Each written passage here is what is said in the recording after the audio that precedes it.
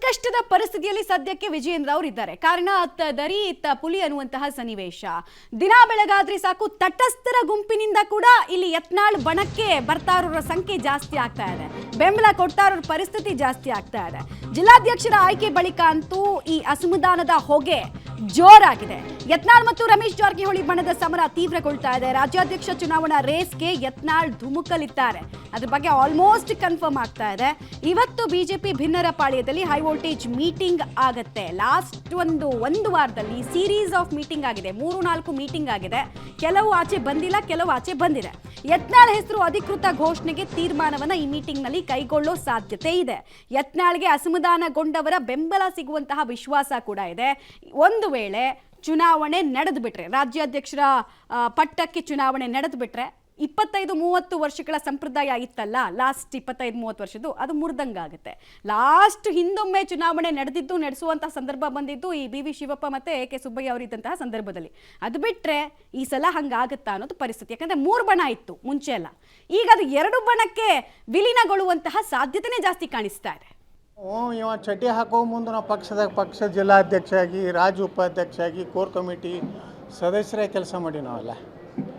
ಬೊಮ್ಮಾಯರಾಗಲಿ, R Ashok ಆಗಲಿ, ಯತ್ನಾಳ್ ಆಗಲಿ, ಯಡಿಯೂರಪ್ಪ ಒಬ್ಬರೇ ಪಾರ್ಟಿ ಕಟ್ಟು ಅಧ್ಯಕ್ಷ ಆಗಲಿಲ್ಲ, ಮುಖ್ಯಮಂತ್ರಿ ಆಗಲಿಲ್ಲ. ನಾವೆಲ್ಲ ದುಡಿಮೆ ಇದೆ. ಈ ಬಚ್ಚನಿಂದ ಏನು ಕಲಿಬೇಕಾಗಿಲ್ಲ. ನಾವು ಯಾರು ಆಗ್ಬೇಕು ಅಭ್ಯರ್ಥಿ ಅನ್ನೋದು ಫೈನಲ್ ಮಾಡಿಲ್ಲ. ನಮ್ಮ ಮನೆ ವಿಜಯಪುರದಲ್ಲಿ ಹೇಳಿದ್ದೇನು, ಎಲ್ಲರೂ ಕೂಡಿ ಒಂದು ಅಭ್ಯರ್ಥಿಯನ್ನು ಸೂಚನೆ ಮಾಡಿದ್ರೆ ಅವ್ರನ್ನ ನಾವು ಅಭ್ಯರ್ಥಿ ಮಾಡ್ತೀವಿ. ಎಲ್ಲರ ಸಮಾಧಾನ ಅದ ರೀ. ಈಗ ಯಾರೂ ಸಮಾಧಾನ ಇಲ್ಲ. ಅವ್ರ ಹಿಂದಿದ್ದು ಚೀಲಗಳಷ್ಟೇ ಸಮಾಧಾನ. ಯಾವಾಗಲೂ ಭಾಳ ದಿವಸ ಅನ್ಯಾಯ, ಸರ್ವಾಧಿಕಾರ, ಈ ಮನೋಭಾವನೆ ಯಾವ ನಾಯಕನ ಬಳಿ ಇರ್ತದೆ ಆ ನಾಯಕನ ಅಂತ್ಯ ಆಗೋದೆ. ಹಂಗೆ ಇದು ಅಂತ್ಯದ ಕಾಲ ಬಂದಿದೆ. ನೋಡೋಣ, ಸಭೆಗ 2 ಹಂತದಲ್ಲಿ ಆಗ್ತದೆ. ನೀವೇನು ಇಷ್ಟು ದಿವಸ ಕರಿತಿದ್ದಿದ್ರಲ್ಲ, ತಟಸ್ಥ ಪರಿವರ್ತನೆ ಆಗಿ ನಿಷ್ಠಾವಂತ ಆಗಿದೆ. ಪಕ್ಷ ಉಳಿಸ್ಬೇಕನ್ನೋಂಥದ್ದು ಗುಂಪು ದೊಡ್ಡದಾಗ್ತಾ ಇದೆ. ನಾಳೆ ಕೂಡ್ತೀವಿ, ಚರ್ಚೆ ಮಾಡ್ತೀವಿ, ಮುಂದೆ ಏನು ಮಾಡಬೇಕು. ಈ ಅಧ್ಯಕ್ಷತೆಯನ್ನು ಸುತಾರಾಮ್ ಒಪ್ಪು ಪ್ರಶ್ನೆ ಇಲ್ಲ.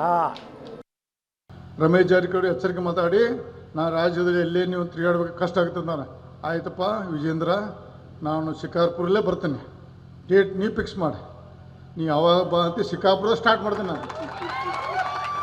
ನಾನು ಶಿಕಾರ್ಪುರದಾಗ ಅವರು ವಿಜೇಂದ್ರ ಮಣಿ ಮುಂದಿಂದ ನಾ ಪ್ರವಾಸ ಚಾಲು ಮಾಡ್ದೇನೆ. ನೀನು ಅನ್ಯಾಯ ಹೇಳ್ತದ ನೋಡೋಣ, ಅದಕ್ಕೆ ನೀನು ಸವಾಲು ಸ್ವೀಕಾರ ಮಾಡಿದ್ದೇನೆ. ಯಾವಾಗ ಹೇಳು, ನೀನೇ ಡೇಟ್ ಫಿಕ್ಸ್ ಮಾಡಿ. ನಾ ಶಿಕಾರ್ಪುರದಿಂದ ಪ್ರಾರಂಭ ಮಾಡ್ದೇನೆ ನನ್ನ ಪ್ರವಾಸ. ಮತ್ತು ನಾ ಏನು ಪೊಲೀಸರು ತರೋದಿಲ್ಲ, ಗಂಡ್ಮ್ಯಾನ್ ತರೋದಿಲ್ಲ, ಯಾವ ಮಂದಿ ಒಬ್ಬ ಬರ್ತಾನೆ.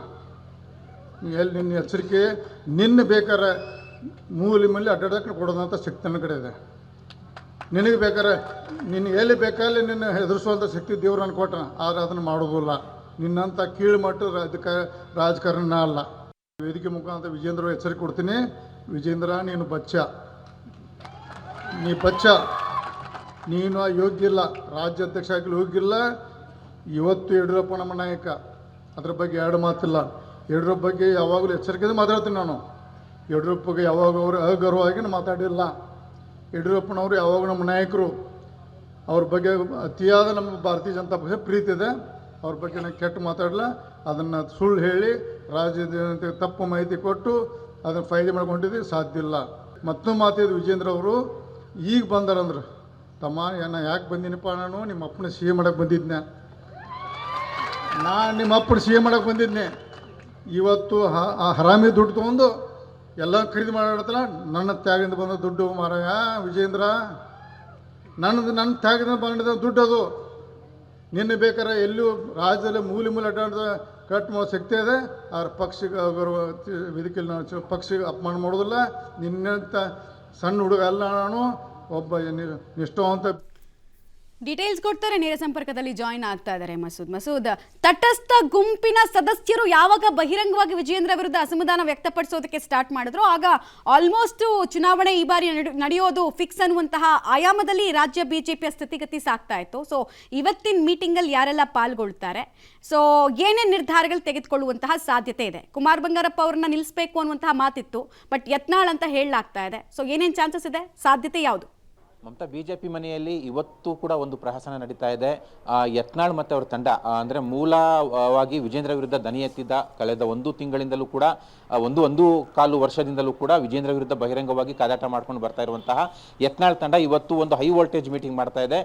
ವಿಜೇಂದ್ರ ಅವ್ರನ್ನ ರಾಜ್ಯಾಧ್ಯಕ್ಷರಾಗಿ ಮಾಡಬಾರ್ದು ಅನ್ನುವಂಥದ್ದು ಅವ್ರ ಒನ್ಲೈನ್ ಅಜೆಂಡಾ.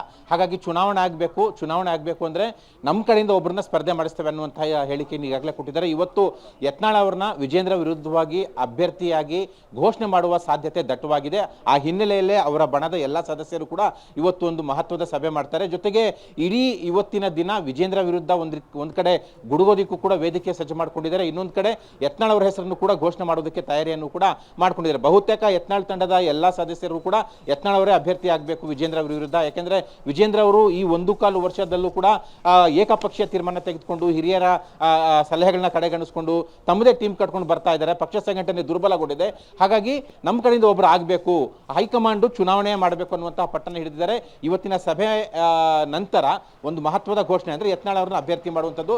ಜೊತೆಗೆ ಇಡೀ ವರದಿಯನ್ನ ಹೈಕಮಾಂಡ್ಗೂ ಕೂಡ ರವಾನೆ ಮಾಡುವಂತಹ ಪ್ರಯತ್ನ ಕೂಡ ಮಾಡ್ತಾರೆ. ಹಾಗಾಗಿ ಒಂದ್ ಕಡೆ ರಣರೋಚಕವಾದಂತಹ ಸನ್ನಿವೇಶ ಈಗ ಬಿಜೆಪಿಯಲ್ಲಿ ಸೃಷ್ಟಿಯಾಗಿರುವಂಥದ್ದು. ಈಗಾಗಲೇ ಜಿಲ್ಲಾಧ್ಯಕ್ಷರ ಆಯ್ಕೆ ಮುಕ್ತಾಯ ಆಗಿದೆ, ಅದರಲ್ಲೂ ಕೂಡ ಗೊಂದಲಗಳು ಜಾಸ್ತಿ ಆಗ್ತಿದ್ದಾವೆ. ಮತ್ತು ಜೊತೆಗೆ ಜಿಲ್ಲಾಧ್ಯಕ್ಷರ ವಿರುದ್ಧವಾಗಿ ಯಾರೆಲ್ಲ ಆಕ್ಷೇಪ ವ್ಯಕ್ತಪಡಿಸಿದ್ರೆ ಅವರ ಬೆಂಬಲ ಕೂಡ ಪಡ್ಕೊಳ್ತಾರೆ ಯತ್ನಾಳ್ ತಂಡದವರು. ತಟಸ್ಥ ಬಣದ ನಾಯಕರ ಬೆಂಬಲವನ್ನು ಕೂಡ ಸಿಗುತ್ತೆ ಅನ್ನುವಂಥ ಜೋಶಲ್ಲಿದ್ದಾರೆ. ಹಾಗಾಗಿ ಎಲ್ಲೋ ಒಂದು ಕಡೆ ವಿಜೇಂದ್ರ ಅವ್ರನ್ನ ಸೋಲಿಸಬಹುದು ಅನ್ನುವಂಥ ಲೆಕ್ಕಾಚಾರ. ಅದರ ಹೈಕಮಾಂಡ್ ಲೆಕ್ಕಾಚಾರ ಏನು ಅನ್ನೋದು ಇನ್ನೂ ಕೂಡ ಗೊತ್ತಾಗಿಲ್ಲ.